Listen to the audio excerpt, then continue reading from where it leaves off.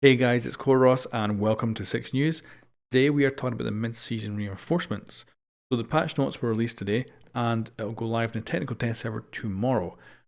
However, of course, as always, there's a major controversy around some of the changes.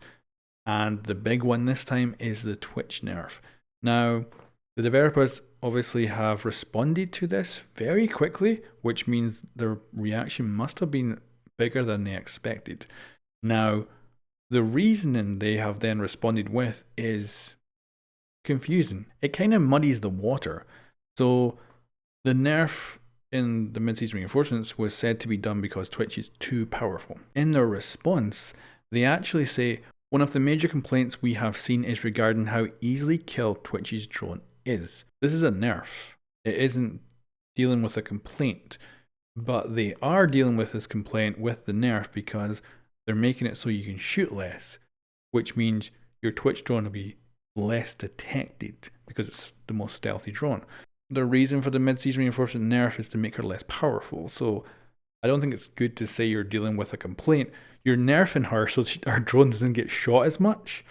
Kind of weird. So then they go on to say the shock drone is the most stealthy drone in the game. It makes nearly no noise when moving and is only really detectable when it fires. Reducing the number of charges will make players stop to think what they feel is worth shooting and what is not. Definitely the case. Now I know that high skilled players don't use Twitch's drone to take out lots of gadgets. They use it for a recon, and that is really the smartest way to play Twitch's drone because it's extremely good at being quiet, doesn't have a light on it so you can hide in a dark corner, and the defenders might never know what's there. You never spot with it, you just go into it, you get your teammates to watch it, let you know where the enemies are. That is the best way to play Twitch. Now me and most of the other players out there, they run around shooting things as much as possible. They try to take out as many gadgets as they can, they try to shoot people as much as they can, and that's the kind of normal skill level play with Twitch. It's just shoot the tasers as much as possible. What the developers are saying here is that by reducing the amount of shots you can fire, you can stay stealthier longer. Or it kind of forces you to be stealthier with her, which of course is not usually how people play it. And the problem is, you're talking about people who, like I've got over 1,000 hours in Rainbow Six Siege. I'm probably not going to change my playing style with Twitch. I'm not going to become some stealthy reconner with the Twitch drone. I'm probably just going to start playing someone else instead, and I feel that's probably what's going to happen. So to me and a lot of people, it's a major nerf. To the high skilled level players, this is actually not a nerf at all. It doesn't make Twitch any less powerful because that's not what they use her for. And that's the thing, if you're making Twitch less powerful, as you say in the mid-season reinforcements, then it should be making her less powerful for everybody. It especially shouldn't be leaving her just as powerful for the high level skill players. So I have to disagree with them there. I think that doing this isn't going to force people to play Twitch's drone stealthy. They're just going to stop playing Twitch.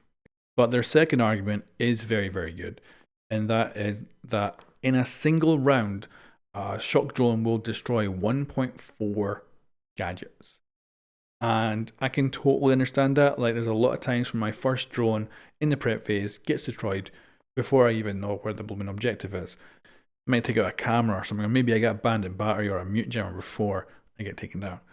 And then the second drone, maybe I can get like 2 things perhaps. And sometimes, there's definitely some rounds where I can take out like 5 or 6 of the enemy's gadgets really easily, and maybe even more. But most of the time, there's usually at least a couple of people on site that see your drone shooting and take it out. So I do agree with them here. On average, 1.4 gadgets are destroyed by Twitch's shock drone. Problem with that is, of course, a lot of my time shooting with Twitch's drone is not at gadgets. I love to use Twitch's drone to force people out of corners, to change their focus so that one of my teammates can rush into the objective while I'm distracting with the drone. And I'm not going to be able to do that now with 5 tasers per drone, unfortunately. Maybe on one person for a few seconds, but that's going to kind of be it. So it does kind of suck. And it definitely is going to change how I play Twitch, or more likely just I'm going to play Twitch far less. While while those high skill players are going to continue to play her just as they played before, and she's going to be just as powerful for them before. So I disagree with them on the first point, and I agree with them on the second point, but I don't think that Twitch's drone should be a recon device. Like, to be honest, that would be a great new character in the game who does have some sort of really stealthy recon drone that is very good at being hidden.